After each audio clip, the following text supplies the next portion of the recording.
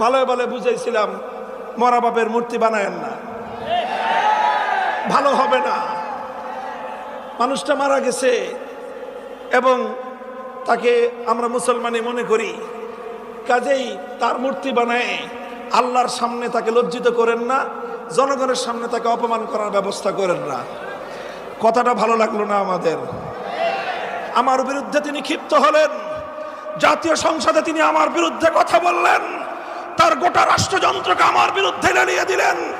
DGFI, NSI সহ প্রত্যেকটা গোয়েন্দা সংস্থা যাদের কাজ ছিল রাষ্ট্রের নিরাপত্তা নিশ্চিত করা, সব কাজ বাদ দিয়ে তারা আমাদের আলেম সমাজকে জাতির সামনে হেয় প্রতিপন্ন করার জন্য ভালো ভালো বুঝাইছিলাম, মরা বাপের মূর্তি বানায়েন না,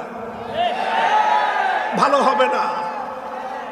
মানুষটা মারা গেছে এবং তাকে আমরা মুসলমানই মনে করি, কাজেই তার মূর্তি বানায় আল্লাহর সামনে তাকে লজ্জিত করেন না, জনগণের সামনে তাকে অপমান করার ব্যবস্থা করেন না। কথাটা ভালো লাগলো না আমাদের।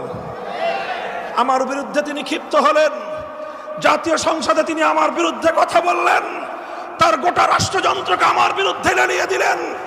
ডিজিএফআই, এনএসআই সহ প্রত্যেকটা গোয়েন্দা সংস্থা যাদের কাজ ছিল রাষ্ট্রের নিরাপত্তা নিশ্চিত করা, সব কাজ বাদ দিয়ে তারা আমাদের আলেম সমাজকে জাতির সামনে হেয় প্রতিপন্ন করার